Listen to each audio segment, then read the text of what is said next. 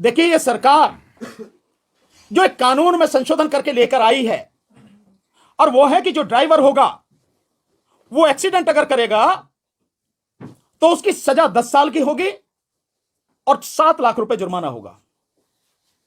सजा 10 साल की और 7 लाख रुपए जुर्माना। मैं एक बात बहुत सिंपल सी सीधी सी पूछना चाहता हूं इस सरकार से, क्या एक्सीडेंट कोई जान के करता है?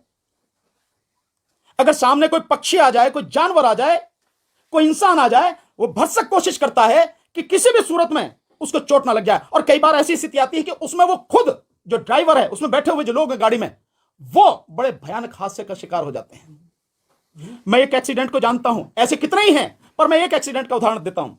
बीजेपी के ही एक एमपी रहे हैं, संघप्रिय गौतम, नाम भी लेता हूं। वो लखनऊ की तरफ जा रहे थे गाड़ी से, एम्बेसडर गाड़ी में ऐसे ही एक व्यक्ति को, साइकिल वाले को बचाते हुए उनकी गाड़ी एक गहरे उसमें पोखर में, जोहड़ जिसे बोलते हैं, पूल, तालाब जिसे अंग्रेजी में और हिंदी में बोलते हैं, उसमें जाके गिरी। उनके परिवार के 4 लोगों की मौत हुई, 4 लोगों की, जिसमें उनका बेटा भी था। उनका बेटा, 4 लाशों का अंतिम संस्कार बुलंदशहर में हम सब ने मिलकर वहां किया था। स्थिति क्या रही होगी आप इसका अंदाजा लगाओ। तो कोई भी जानबूझकर एक्सीडेंट नहीं करता, एक्सीडेंट हो जाता है। एक्सीडेंट यही तो नाम है, घटना, दुर्घटना हो जाता है। अब उसमें इतनी कड़ी सजा का प्रावधान कर रहे हो। अगर आपको लगता है कि इसकी जरूरत है और आप इसे रोकना चाहते कि कोई जानबूझकर ना करे, तो भाई उसके लिए तो कानून पहले से ही है। अगर कोई व्यक्ति जानबूझकर एक्सीडेंट करता, चोट मारता है, तो नियत देखी जाती है ना, इंटेंशन कानून में, तो उसके लिए तो कानून है ऑलरेडी। अगर वो किसी की हत्या करता, कराया जाता है, बहुत से लोग एक्सीडेंट के माध्यम से मरवाते हैं लोगों को, उसके लिए तो कानून है। आप 302 में उसकी नियत है, क्योंकि जो वो सारा जो सवारी है, यानी जो गाड़ी है, वो हथियार के रूप में इस्तेमाल होगी ना, उसके लिए 302 का कानून है। आप ये जो ला रहे हैं, इससे बड़ा इस देश की जनता के साथ और मजाक हो नहीं सकता। पर मोदी सरकार का तो ये काम ही है, कोई नई बात थोड़ी है। ये जो ड्राइवर अपने आप को बड़े वो समझते थे कि नहीं, मोदी सरकार बहुत बढ़िया है, बहुत अच्छा मानती है, वो सारे के सारे आपसे सामने आ गई। केवल इतनी बात नहीं है, कानून क्यों लाया गया है, इसके पीछे बहुत गहरी साजिश है। ये कानून केवल सामने से दिख रहा है कि जो वो है ड्राइवर हैं, उनको सजा देने के लिए। मैं ड्राइवर तो कौन है, आप भी ड्राइवर हो, ये सारे के सारे जितने पत्रकार बैठे, भैया मोटरसाइकिल पे आए हो ना, कार से आए हो ना, तो ड्राइवर तो तुम भी हो, मैं भी हूं। इस देश में मैं समझता हूं छोटे मोटे बच्चों को छोड़ के बाकी सारे लगभग लोग जो है, मतलब ड्राइवर ही हैं। तो इन सबके लिए कानून है, केवल वो नहीं ट्रक चलाते हैं, बस चलाते हैं, उनके लिए, सबके लिए, सबकी गर्दन इस तरह से फंसाई जा रही है।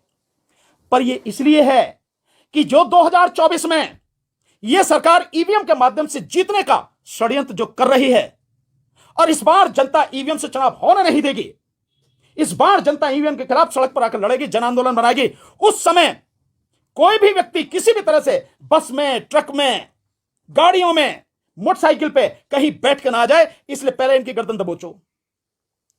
यह है उसकी इंटेंशन इस कानून के पीछे।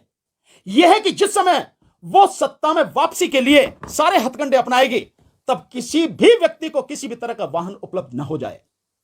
यह है गहरी साजिश, इसलिए सारे के सारे काम किए जा रहे हैं। तो हम इसका पूरी तरह से विरोध करते हैं। और सभी ड्राइवर भाई हमारे, जो इस देश की आधी से ज्यादा आबादी है, वो ट्रक के ड्राइवर हो, बस के ड्राइवर हो, मेटाडोर के हो, छोटे हाथी के हो, कार के हो, मोटरसाइकिल के हो, स्कूटर के हो, कोई भी, हम उनके साथ में हैं, पूरी ताकत से उनके साथ में हैं। इस लड़ाई में हम कंधे से कंधा, कदम से कदम मिलाकर उनका साथ देंगे। सर, सरकार की तरफ से मॉब लिंचिंग को लेकर फांसी का प्रावधान किया गया है, और जो ड्राइवर संघ है उनकी तरफ से कहा गया है कि ड्राइवर की मॉब लिंचिंग बढ़ेगी। तो अब क्या जो मॉब लिंचिंग होगी वो भी फांसी के दायरे में है? बिल्कुल नहीं होंगे।